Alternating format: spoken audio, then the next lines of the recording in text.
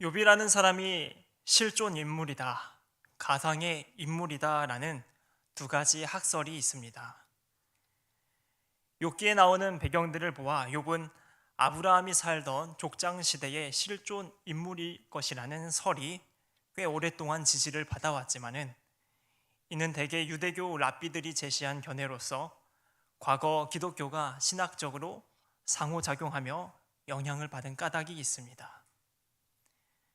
현대에 들어서 성서학자들의 연구를 통해 욥기는 실제 사실이 아닌 아브라함이 살던 족장 시대의 배경을 재료 삼아 쓰여진 문학이고, 욥도 가상의 인물이며 이 책은 유대인들이 바벨론과 페르시아 제국의 포로 생활을 했던 기원전 4세기, 5세기경에 여러 편집 과정을 거쳐 저작된 것으로 보는 설이 무게감 있게 지지를 받고 있습니다. 대부분의 성경들과 달리 실제 사실이 아닌 문학이었던 이 욥기가 정경으로 채택되어 우리에게 성경책으로 읽히고 있는 이유는 그만큼 욥기가 하나님을 신앙하는 우리에게 도움이 되는 신학적 의미를 많이 갖고 있기 때문입니다. 비극적인 참사가 발생하고 과도하고 정당하지 않은 고통을 당하는 사람들이 존재하는 세상에서 하나님이 설명하셔야 할 부분이 분명히 있어야 함을 느끼며 18세기 신정론이라는 신학이 생겨났습니다. 신정론을 탐구하는 사람들은 악과 고통 중에서 하나님의 정당함을 주장하고 변호하기 위해 성경에서 가장 치열하게 신정론을 다루고 있는 욥기에 집중합니다. 욥기의 첫 문장에 나오듯 욥이라는 사람은 온전하고 정직하여 악을 떠나 하나님을 경외하는 자인데, 이런 욥에게 가족이 몰살당하고 질병을 앓게 되는 비참한 일들이 생겨나기 때문입니다. 욥은 부유했고 남이 봐도 흠잡을 데 없이 성결한 삶을 섬세히 지키는 사람이었습니다. 그럴 수밖에 없는 까닭이, 첫째로 욥은 하나님을 사랑했고, 둘째론 자신이 도덕적으로 매우 성결하게 살아갈 때 하나님께서 부와 안락한 인생을 제공해 주신다고 믿고 있었기 때문입니다.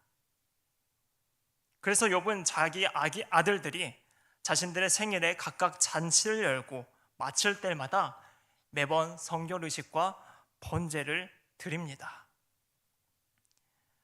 자녀들이 어떤 잘못을 저질러서가 아니라 혹시라도 흥겨운 생일잔치 중에 하나님 모시기에 악한 생각을 품었을까 염려했기 때문입니다. 욥기 1장 5절 말씀입니다. 그들이 차례대로 잔치를 끝내면 욥이 그들을 불러다가 성결하게 하되 아침에 일어나서 그들의 명수대로 번제를 드렸으니, 이는 욥이 말하기를 혹시 내 아들들이 죄를 범하여 마음으로 하나님을 욕되게 하였을까 함이라. 욥의 행위가 항상 이러하였더라. 어쩌면 욥의 내면은 본질적으로 불안정했을 겁니다. 작은 죄 하나로 자신의 삶에 희미한 균열이 생겨 하나님이 자신을 버리고 재정적 파산이 일어나는 일이 결코 생겨선 안 됐기에 연중무휴 강박적인 속죄와 성결을 스스로 강요했습니다. 이처럼 욥에게 하나님은 성결하게 살며 순종을 이어가는 자를 축복하시는 분이셨고, 마치 공식과도 같은 이 일련의 규칙에 따라 온 세계를 경영하신다고 욥은 믿었습니다. 그런데 욥기에서는 하나님이 이 규칙을 어기시는 문제가 발생합니다. 단순히 사탄이 욥을 시험해 보겠다는 내기로 말입니다. 의인 욥의 완벽하게 좋았던 세상은 이제 완벽할 정도로 참담해졌습니다.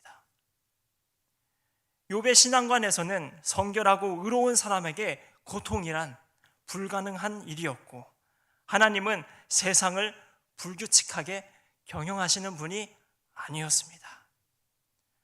하지만 당장 현실은 달랐고 욥의 신앙관은 점점 해체되어 공허한 허상으로 남게 됩니다. 이와 같은 욥의 모습을 보며 우리는 깊이 질문하게 됩니다. 우리의 삶에 악과 고통이라는 경험이 찾아와 그동안 고이 간직하고 있던 신앙관을 붕괴시킬 때 우리는 어떻게 살아가야 하는가? 우리의 질문이자 욥의 질문일 것입니다. 이 괴로운 상황에서 욥의 세 친구가 찾아옵니다. 첫 번째 친구인 엘리바스는 따뜻한 동정 한마디 없이 이 세상에 죄 없이 망한 자가 누가 있냐며 아마 스스로도 알지 못하는 죄를 지어 고통을 겪고 있는 것일 테니 너의 의로움을 그만 주장하고 하나님께 기도하며 다시 돌아오라고 훈계합니다. 그러면 하나님께서 용서하시고 다시 새 삶을 살게 해줄 것이라고 말이죠. 욥기 5장 8절에서 9절 말씀입니다. 나라면 하나님을 찾겠고 내 일을 하나님께 의탁하리라. 하나님은 헤아릴 수 없이 큰 일을 행하시며 기이한 일을 셀 수 없이 행하시나니. 가족을 잃고 질병을 앓고 하나님과의 관계를 이어주던 과거 신앙관마저 상실되어 깊은 절망에 빠진 친구에게 그만 너의 죄를 인정하고 하나님께 기도하라 라는 이 엘리바스의 조언은 욥에게 전혀 위로가 되지 못할 뿐더러 그동안 성결을 위해 애쓴 과거의 순결했던 삶까지도 모조리 부인해야 하는 상처되는 말이었습니다. 하물며 기도라는 것이 당장 고통을 멈출 수 있게 하는 하나님과의 협상 카드인 것처럼 기도를 단순하게 만드는 모습까지 엘리바스는 보여줍니다. 두 번째 친구 빌닷은 매우 원칙적이고 인간을 죄인과 의인으로만 나누는 극단적인 관점을 갖고 있습니다. 욥기 8장 3절에서 6절 말씀입니다. 하나님이 어찌 정의를 굽게 하시겠으며 전능하신 이가 어찌 공의를 굽게 하시겠는가? 내 자녀들이 주께 죄를 지었으므로 주께서 그들을 그 죄에 버려두셨나니 내가 만일 하나님을 찾으며 전능하신 이에게 간구하고 또 청결하고 정직하면 반드시 너를 돌보시고 내 의로운 처소를 평안하게 하실 것이라.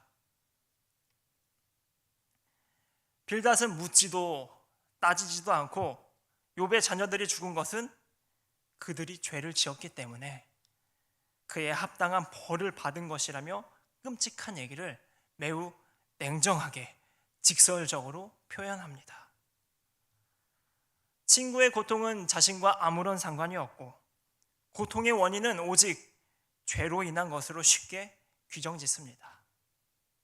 그리고 다시 의인다운 삶을 살면 하나님께서 너를 돌보시며 평안하게 할 것이라며 빈정거리듯 한마디를 보탭니다. 네 시작은 미약하였으나 너의 나중은 심히 창대하리라. 마치 빌닷 자신은 의인으로서 창대한 삶을 살고 있는 것처럼 말입니다. 마지막 친구 소발도 50보 100보입니다. 욥이 스스로 죄인임을 자각하고 인정하길 바라며 그랬을 때 일어날 변화들을 얘기해 줍니다. 마치 자신은 모든 이치를 다 꿰뚫고 있는 듯 말입니다. 욥기 11장 13절에서 15절까지의 말씀입니다. 만일 네가 마음을 바로 정하고 주를 향하여 손을 들 때에 네 손에 죄악이 있거든 멀리 버리라. 불의가 네 장막에 있지 못하게 하라. 그리하면 네가 반드시 흠없는 얼굴을 들게 되고 굳게 서서 두려움이 없으리니. 세 친구들은 공통적으로 욥을 죄인 취급하며 그 죄로 모든 것을 잃었으니 이제 그만 훌훌 털고 일어나 어서 너의 죄를 인정하고 회개해 다시 의인으로서의 인생을 살라고 말합니다. 하지만 세 친구들은 중요한 사실을 몰랐습니다. 욥도 몰랐습니다. 오직 하나님과 욥기를 읽는 독자들만 알고 있습니다. 바로 욥은 하나님도 인정했던 진정한 의인이었다는 사실을 말입니다. 욥이 당한 고통의 이유가 그의 숨겨진 죄 때문이 아니라 하늘에서 벌어진 내기 때문이라는 사실을 말입니다. 욥은 자신도 한때 친구들 같은 신앙관, 곧 하나님 말씀에 순종하고 성결하게 살면 축복을 받고 불순종함으로 불결하게 살면 저주를 받게 된다는 교리를 굳게 믿고 있었지만 도무지 이해될 수 없는 새로운 경험 때문에 더 이상 이를 허용할 수가 없었습니다. 그래서 오만하고 무지했던 친구들의 훈계는 욥에게 아무런 도움이 되지 못했고 후에 나오는 엘리후라는 사람도 나이만 어렸지 소위 젊은 꼰대였기 때문에 새 친구들과 크게 다르지가 않았습니다. 욥의 질문은 아직 해소되지 않았습니다. 자신의 신앙관으로 도무지 이해되지 않는 하나님을 경험하며 생기는 괴로움이 고통과 슬픔을 배가 되게 했습니다. 이 상황에서 드디어 하나님께서 등장하시면서 욥에게 물으십니다. 내가 땅의 기초를 놓을 때에 네가 어디 있었느냐? 땅의 넓이를 네가 측량할 수 있느냐? 어느 것이 광명이 있는 곳으로 가는 길이냐? 네가 티끌이 덩어리를 이루게 하고 흙덩이가 서로 붙게 할 수 있겠느냐? 욥은 아무런 대답을 하지 못합니다. 이러한 하나님의 말씀과 태도를 보며 그동안 사람들은 전통적 해석으로 창조자이자 전능자이신 하나님의 지식과 지혜의 광대함을 어찌 인간이 헤아릴 수 있겠는가? 우리는 도저히 알 수 없지만 하나님의 크신 뜻이 있을 것이니 그 광대하심 아래 겸손해진 욥과 같이 우리도 이제 피조물로서 겸손한 자세를 가지자. 하지만 이것은 반쪽짜리 해석에 불과합니다. 욥기의 전체적인 맥락을 보면 욥과 세 친구와 엘리후는 모두 자신들이 갖고 있는 신앙관으로 인해 충돌이 일어납니다. 어쩌면 자신들이 만들어낸 그 신앙관이 곧 하나님이 됐기 때문입니다. 이러한 맥락에서 하나님이 욥에게 160개가 넘는 질문을 쏟아내시며 자신이 창조자이시고 전능자이심을 피력하는 이유는 온 세상을 창조하고 전지전능한 능력으로 우주를 경영하고 있는 나를 어찌 인간이 창조한 신앙관 안에 가두려 하느냐 라는 중의적 의미를 전하기 위해서입니다. 어찌 인간의 개념 너머에 있는 하나님에게 강제적으로 적용시키려 하냐는 것이 바로 욥기에 등장하는 하나님의 말씀입니다. 그래서 하나님은 욥기의 마지막 장인 42장에서 욥과 세 친구에게 나를 가리켜 한 너희들의 말이 모두 옳지 못하다고 말씀하십니다. 삶 속에서 고통의 순간이 찾아오고 끝을 알 수 없는 고통의 당사자로 살아가야 될 때 우리가 가지고 있는 신앙관으로는 도무지 하나님이 이해되지 않아 회의감이 생기고 좌절하며 결국 하나님을 떠나는 경우가 있습니다. 당사자가 아닌 고통의 관찰자로 살아갈 때도 우리는 우리가 가지고 있는 신앙관으로 그 사건을 해석하고 타인을 평가하며 무례한 태도를 보이기도 합니다. 돌아보면 두 가지 상황 모두 자신의 신앙관이 하나님이 되어버렸기 때문에 그렇습니다. 우리의 신앙관 너머에 있는 하나님은 잊어버리고 그 신앙관을 절대자인 것 마냥 여기며 자기 자신이 하나님이 된 사실을 까마득히 잊은 우리들의 모습입니다. 물론 그것이 자신이 만든 것이 아니고 기독교 교리라 말할 수 있지만 기독교의 역사를 살펴보면 교리는 시대적 상황에 따라 늘 수정되고 보완되고 때로는 삭제되어 왔습니다. 우리 개신교도 그러한 신학적 전환의 배경에서 탄생한 것처럼 말입니다. 이처럼 교리, 곧 신앙과는 일부 몇 가지를 제외하곤 변할 수 있는, 변해야만 하는 것들입니다. 깡그리 교리를 무시하자는 말이 아닙니다. 하나님과의 관계를 이어주고 하나님의 존재를 다양하게 설명하고 성찰하게 하는 기독교의 신학은 앞으로도 계속 연구되어야 하고 공부도 해야 합니다.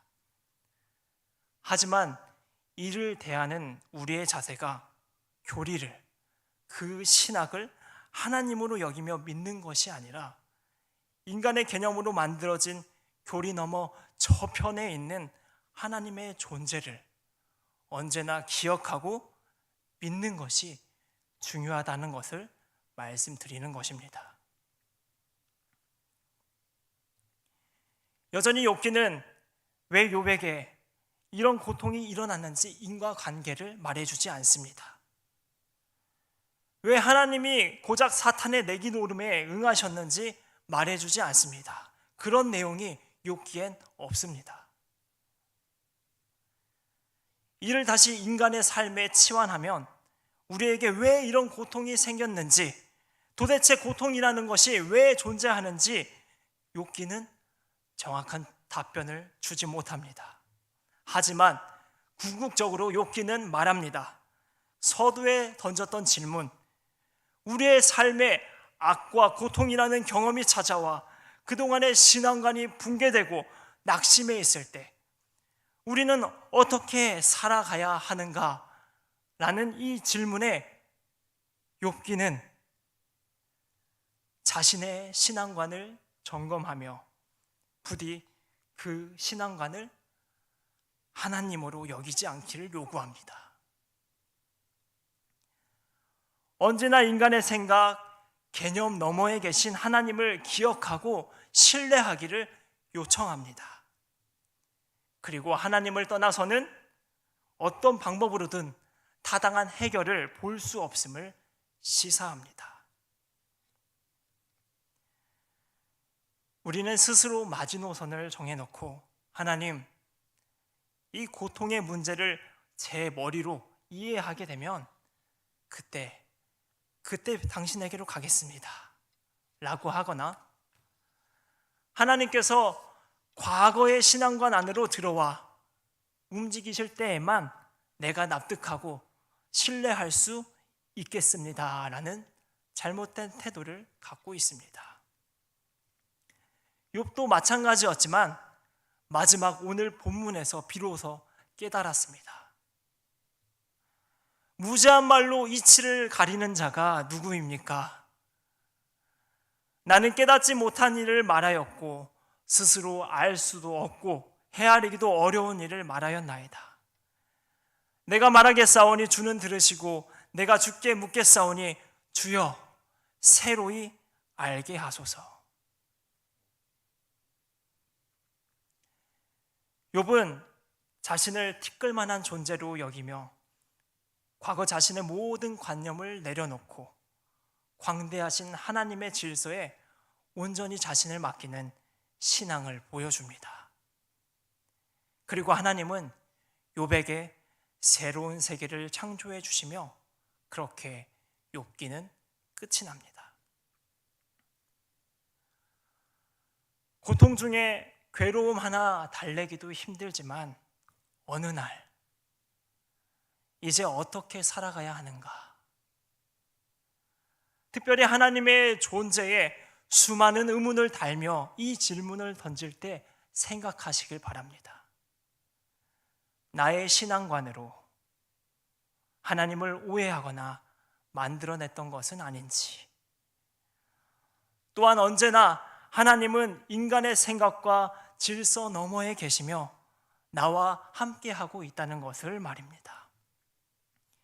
그리고 그 선을 넘어 기도와 믿음으로 겸허히 무릎을 꿇고 하나님의 임재 속에 거하며 그분의 질서에 여러분 자신을 온전히 맡기시길 바랍니다. 그렇게 자신이 사랑했던 하나님을 다시 신뢰하고 신뢰하는 하나님을 더욱 사랑하는 우리 모두가 되기를 주님의 이름으로 축원합니다. 기도하겠습니다.